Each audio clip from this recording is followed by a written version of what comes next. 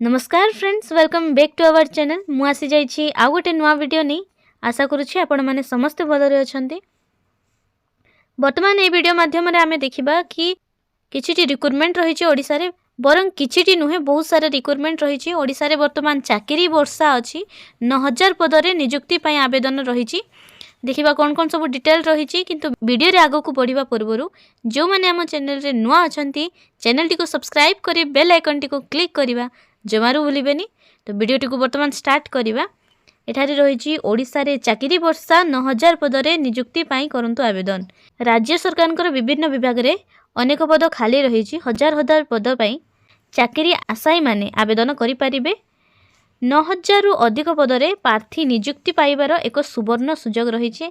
आपनक पई एक निहाती सुवर्ण सुजोग रहिछि, बहुत बड़ सुजोगटे रहिछि। 9000 टी पद वर्तमान ओडिसा रे खाली रहिछि। समस्त चेष्टा करंतु एही पद पई आवेदन करिबाकू। चलंतु जानिबा कोन कोन सब पद रहिछि एठारे। महिला और शिशु विकास पक्षरु 2545 टी अंगनवाड़ी कर्मी एवं हेल्पर पद खाली रहिछि। एठारे रहिछि women and child development department तरफरु 2545 टी अंगनवाड़ी कर्मी एवं हेल्पर पद खाली रहिछि। ता सहित आगको रहिछि डिसेंबर 12 सुधा प्रार्थी माने एथिरे आवेदन करि परिबे। अंगनवाड़ी कर्मी एवं हेल्पर पद पई डिसेंबर 12 तारिख पर्यंत आपनक पाखरे समय एवं सुजोग रहिछि। निहाती भाबरे आवेदन प्रक्रिया चालू करंतु। सेही परी ओडिशा कर्मी चयन आयोग तरफरु 625 टी एलटीआर शिक्षक पद रे आवेदन पई डिसेंबर 2 तारिख अंतिम तारिख रहिछि। 2 डिसेंबर आपनक पाखरे डेडलाइन रहिछि शिक्षक पद रे। निहाती भाबरे एई पद रे मध्ये आवेदन करिबा भूलिबेनी।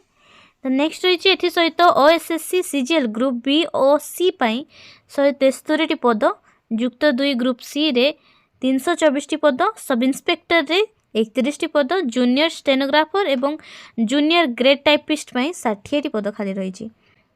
तो जानिबा कोन कोन ओएसएससी सीजीएल ग्रुप बी एवं सी पाई 173 टी वैकेंसी रही एवं युक्त 2 ग्रुप सी रे 324 टी वैकेंसीज रही एवं सब इंस्पेक्टर पाई 31 टी पद रही।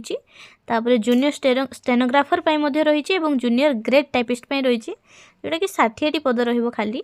तापर रही ओडिशा लोकसेवा आयोग बा ओपीएससी पाई मध्ये 124 टी पद रही। वर्तमान ओडिशा रे ओडिशा हाईकोर्ट रे 45 टी जिला जज पद मध्ये खाली रही। इच्छुक प्रार्थी माने राज्य सरकार कर विभिन्न विभाग रे ऑफिशियल वेबसाइट को जाई निजर योग्यता अनुसार विभिन्न पद रे आवेदन करि परिबे। तो बहुत बड़ सुवर्ण सुजोग आपण मानक पाखे रही।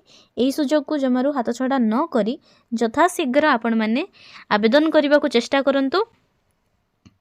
एवं यार डिटेल जो माने जानिबा को चाहउछंती प्लीज कमेंट सेक्शन रे कमेंट करिबा जमारू भूलिबेनी। तो वीडियो टी जदि इन्फॉर्मेटिव लगी थाए ताहले वीडियो को लाइक शेयर कमेंट करी चैनल को सब्सक्राइब करी बेल आइकन टी को क्लिक करिबा जमारू भूलिबेनी। आज पई रहुची एतिकी, रहुची नमस्कार।